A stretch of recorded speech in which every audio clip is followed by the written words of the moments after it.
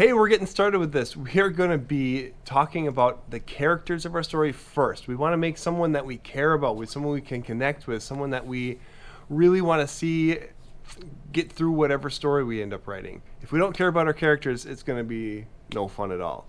So, here we are. Who will be in your story? They're not going to be perfect. How are they quirky though? What do they like? What are their goals? What weird thing do they like to do? You know, over here's Smiley. They love to play video games, eats too many Jolly Ranchers. There's a hole in her backpack that randomly drops things. And stories from just that one fact can start popping up. And so if you give your characters little quirks, like she loves his backpack so much she will not get rid of it, her mom doesn't know how to patch it, or it's been patched and it just keeps dropping stuff anyway, then stories can come just from that. And so give your characters quirks. Jethro reads a lot, especially in a hammock. Jethro hates loud noises, and he brings string everywhere he goes. And there's different story possibilities that come from this one fact that Jethro has this one quirk where he's always got string.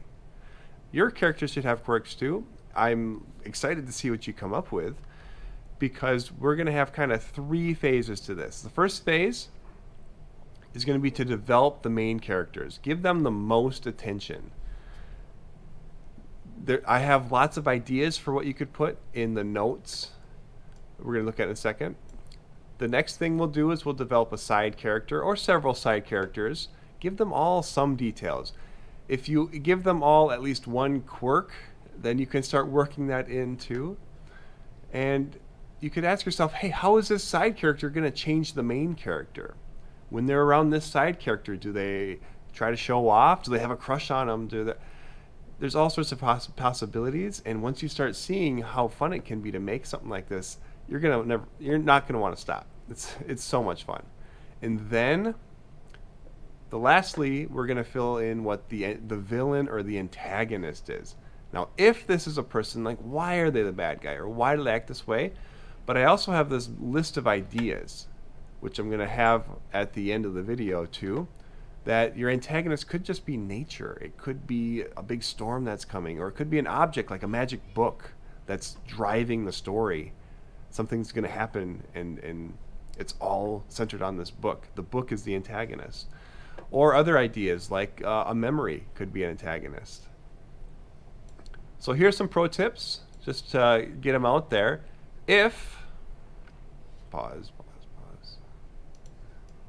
If you don't care about your characters, all this is going to be much more difficult. So if you can't be bothered to make characters that you care about, you're going to end up with a story that you don't care about.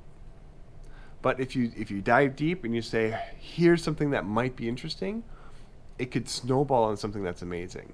So your expectations kind of matter here. If you're expecting this to be a waste, it's going to be a waste. You can change your mind and change your characters later. These aren't set in stone, but today we're setting all the characters. Get to know your characters today. Don't just write one thing and move on, but feel like you understand them at least a little bit. You could make their name match their personality. You know, what kind of person would Bubba be, for example? And characters can have backstories. How did they get that way? You know, so what weird thing in their past helped them become kind of who they are? And then the last thing, this is a real pro tip, so don't do this if you're nervous, but your character can change as they go through the story. They don't have to stay the same the whole way through. As they go through an experience, you can start writing about them being more reflective, or having more thoughts, and being more careful, for example. So making characters that can change is going to be a big part of a really good story. So here's what I have in the handout. You don't have to fill this page out. I have all of these here, and they're so close together so that you can just see lots of ideas. And on separate sheets of paper, you will be able to kind of fill in the details you want to keep. You do not have to have all of these different things for all of these different characters. So on one sheet, I would grab all your details about the main character. If you're done with that, check the box. Then develop your side character. and several. You know, you can have side characters that don't have much details. There's maybe a side character that there's one quirk about him that you write, and that's it. That's good enough. So how many side characters? And then grab a different sheet. What is your villain protagonist going to be? So these are on separate sheets of paper. I don't want to print out and confine you to what I've put on a sheet. I want to have you have blank sheets that you start filling in and you start making your own. Here's my list of other possible antagonists. I said I'd have it at the end. This is a good spot to pause because this is all on the screen and we have our tasks right there on the edge. Do these on separate sheets of paper.